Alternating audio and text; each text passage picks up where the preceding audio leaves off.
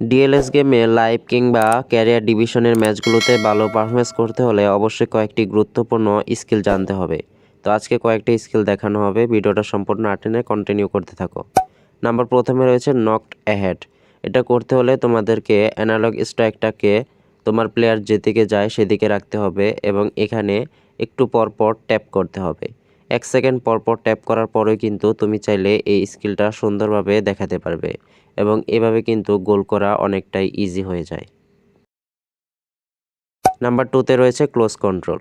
Close কন্ট্রোলটা DLS24 গেমে add হয়। এটা করতে হলে তোমাকে অবশ্যই ট্যাপ করে ধরে রাখতে হবে। তো আগে যেটা দেখালাম সেটাতে কিন্তু তোমাকে একটু পরপর ট্যাপ করতে হতো, কিন্তু ক্লোজ কন্ট্রোল স্কিলটা দেখাতে হলে তোমাকে অবশ্যই জাস্ট ট্যাপ করে ধরে রাখতে হবে, আর কোনো কাজ নয়। এভাবে চাইলে খুব সহজে কিন্তু স্কিলটা আয়ত্ত করতে পারবে। তো দেখতে পাচ্ছ আমি কিন্তু এই গোলটা করেছি জাস্ট এই ক্লোজ কন্ট্রোল স্কিলটা ইউজ করে, যেখানে কয়েকটা প্লেয়ারকে কাটিয়ে তারপর কিন্তু গোলটা সুন্দরভাবে দিয়েছি। নাম্বার 3 রয়েছে secondary press. Secondary press DLS24 গেমে অ্যাড হয়। এটা কিন্তু নতুন। তো এটার কাজ হচ্ছে তোমার যেই অ্যাক্টিভ প্লেয়ার রয়েছে, অ্যাক্টিভ প্লেয়ার কিন্তু বল ধরতে যাবে না, ট্যাকেল করতে যাবে অন্য একটা প্লেয়ার। তোমরা যদি আমার গেম প্লেতে লক্ষ্য করো, আমার অ্যাক্টিভ প্লেয়ারটা কিন্তু দাঁড়িয়ে রয়েছে কিন্তু বল নিতে যাচ্ছে অন্য একটা প্লেয়ার। সো এটা করতে হলে তোমাদেরকে জাস্ট এই স্ক্রিনে ট্যাপ করে ধরে রাখতে হবে, তাছাড়া অন্য কোনো কাজ নয়। তবে ট্যাপ করে যখন ধরে রাখবে তখন অবশ্যই অন্য তোমার ওপোনেন্ট প্লেয়ারের কাছে বল থাকতে হবে, তারপরে কিন্তু এটা কাজে দেবে। এরপরের স্কিলটা হচ্ছে রেইনবো ফ্লিক। রেইনবো ফ্লিক স্কিলটা ডিএলএস গেমে অনেক আগে থেকেই অ্যাড করা হয়েছে।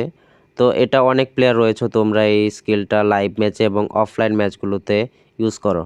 এটা করাটাও খুব সহজ, জাস্ট তোমার স্ক্রিনে উপরের দিকে স্ক্রল আপ করলে কিন্তু সেই প্লেয়ারটা এই রেইনবো ফ্লিক দেখাবে। তো দেখতে পাচ্ছ আমি এটা এই গোলটা করেছি রেইনবো ফ্লিকের মাধ্যমে।